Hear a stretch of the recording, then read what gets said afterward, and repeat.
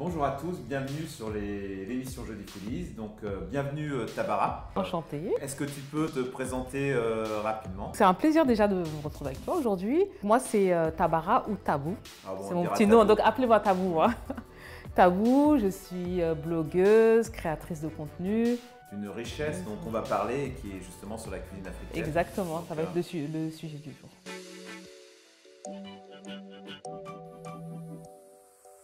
Savoureuse, généreuse ou ensoleillée, la cuisine africaine se fait une place sur la scène gastronomique un peu partout dans le monde et tout particulièrement en France depuis quelques temps. Comme le dit le jeune chef étoilé Maurice Sacco, après la passion pour l'Asie, l'engouement pour la Scandinavie, le public est mûr de nouvelles influences qui sont encore méconnues. Méconnues ou connues pour de mauvaises raisons, j'aimerais vous prouver que cette cuisine a sa place dans vos assiettes, à la maison comme au bureau. D'ailleurs, quand on parle de cuisine africaine, est-ce que tu connais la cuisine africaine? Pour tout te dire, je ne suis pas un grand spécialiste. Pour moi, la cuisine africaine, tu sais, ça veut dire plein de choses. Le soleil, la fête, la communauté. Tu as bien résumé, mais il manque des petites choses très importantes. Donc tu vas voir, en quelques minutes, je vais te démontrer que vraiment la cuisine africaine a beaucoup de valeurs nutritionnelles. Et vraiment, même ta coach, je pense que je vais le faire pâlir de jalousie là.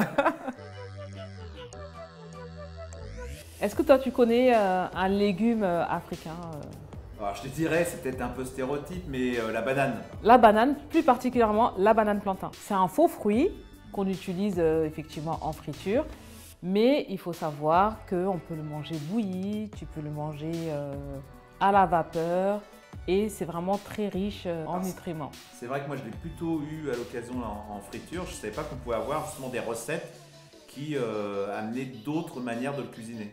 Oui, tu as aussi une recette, tu connais le foutou, non? Non, c'est une recette de quelle origine? Donc foutou banane, c'est une recette de la Côte d'Ivoire.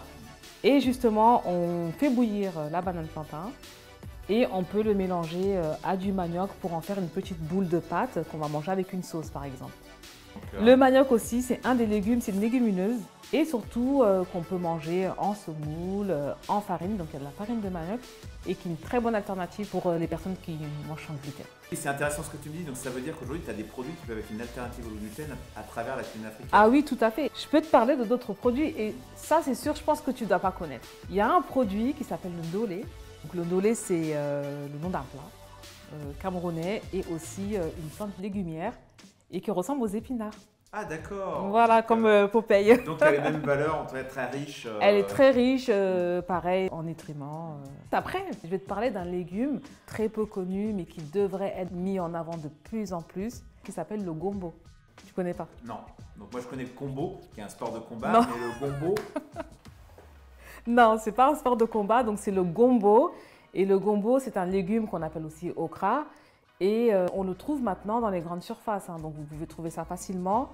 Et elle est très riche en fibres et surtout elle est très peu calorique. C'est Voilà. un peu le légume idéal qui a toutes les caractéristiques qu'on a vues avant C'est sur ça. les différents produits. C'est ça, je trouve que c'est un légume très intéressant. Je t'ai pas cité deux choses très importantes dans la cuisine africaine. Alors c'est facile. Hein. Moi je dirais épices et piments parce que le piment c'est tout de suite, ça Oui. fait penser à la cuisine africaine.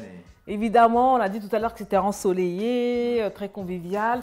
Il y a le piment, mais pas que. On parle d'épices et d'aromates. Ah oui, de manière plus large. Voilà, de manière plus large. Donc, une chose très importante, mais qu'on pense pas souvent, éviter l'ajout de sel déjà. Et donc ça permet d'éviter les risques cardiovasculaires. Et on peut en abuser.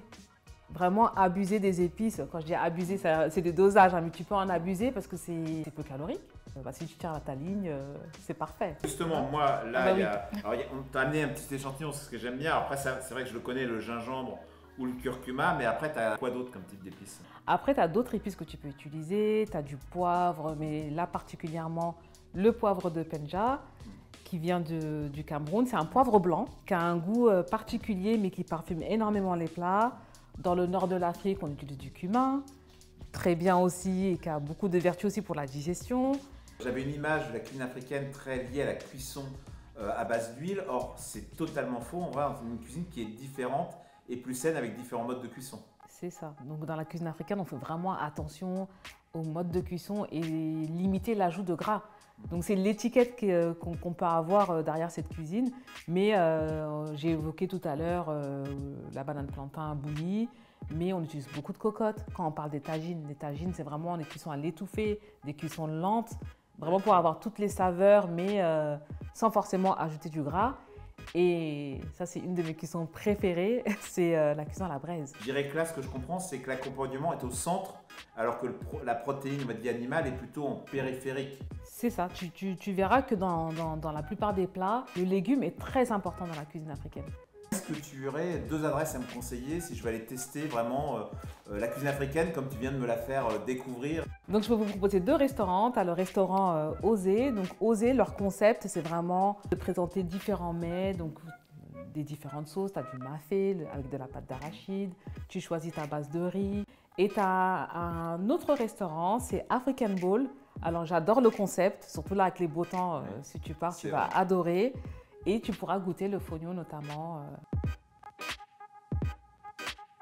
On voit que c'est une tendance, et on en parlait beaucoup de la cuisine africaine en ce moment, mais qu'elle a bien ses spécificités en fonction des pays. Mais c'est intéressant, mais avec vraiment une force sur la partie légumes, fruits, qui sont des vraies valeurs intéressantes d'un point de vue nutritionnel, santé, bien-être. Et c'est vrai que dans les immeubles tertiaires, on voit bien que cette tendance santé bien-être, elle devient de plus en plus importante parce que les gens ont beaucoup de choses qu'ils découvrent à l'extérieur et qu'il faut qu'ils retrouvent dans leur bâtiment. Et que cette cuisine va sûrement apparaître sur différents concepts au sein des immeubles. En tout cas, merci Tabou pour ce moment d'échange. Merci à toi. Ça m'a permis de comprendre mieux cette richesse de cette cuisine et le côté bien-être et santé. Et tu seras bienvenu pour qu'on teste peut-être en direct. Qu'on puisse tester en direct.